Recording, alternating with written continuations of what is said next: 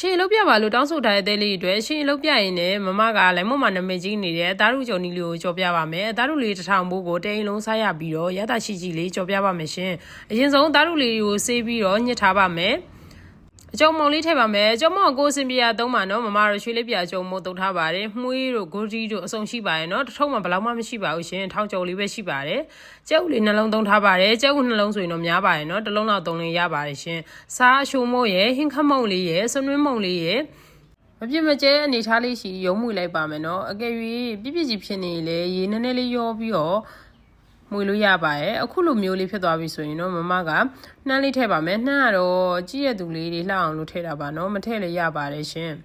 ရင်းစုံစီအိုးလေးတည်ပါမယ်စီပူလာပြီဆိုရင်တော့အသားတို့ထဲမှာစားရရှုံမိုးလေးရထည့်ပါမယ်ဆိုတော့ဆက်ထားတဲ့အကျော်နှစ်ရီလေးထဲမှာတစ်လုံးချင်းလေးစီ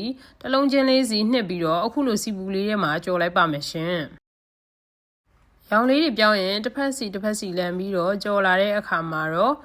သားတို့ကြော်လေးတွေရပါပြီရှင်အရှင်ရည်လေးဆက်ပြပါမယ်အရင်ဆုံးထညက်လေးနှလုံးကိုအိုးထဲမှာပူလောင်ကြိုထားပါမယ်ကြိုထားပြီးတော့ဒီအနှစ်ထုတ်လေးပါရှင်ရွှေဆိုရဲတစ်စိတ်လေးနဲ့အနှစ်ထုတ်လေးထည့်ပြီးတော့ကြိုလိုက်ပါမယ်အနှစ်ထုတ်ကလည်းတစ်ထုပ်မှ400ပဲရှိပါရဲ့နော်ဈေးမကြီးပါဘူးတစ်ခါဝယ်ထားရင်3-4ကလောက်စားရပါတယ်အခုလိုပြည့်လေးရလာပြီဆိုရင်တော့ပကံလုံးလေးထဲမှာထည့်ပြီးတော့ရုပ်သီးရဲ့ဂျင်းရဲ့ကြက်သွန်မြေရဲ့ကြိတ်ထားလေးထည့်ပါမယ်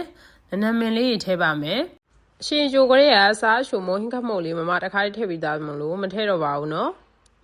အခုလိုမျိုးလေးမြည်ကြည့်တဲ့အခါမမအရှင်စူးစူးလေးကြိုက်တာမလို့တမယာသီးတစ်စိတ်လေးကိုလည်းထပ်ထည့်လိုက်ပါတယ်ရှင်အခုဆိုရင်တော့အသားတို့တစ်ထောင်မိုးနဲ့တအိမ်လုံးစားလို့ရတယ်အသားတို့ကြော်လေးရပါပြီတော်တော်လေးစားကောင်းလို့လှုပ်စားကြည့်ပါရှင်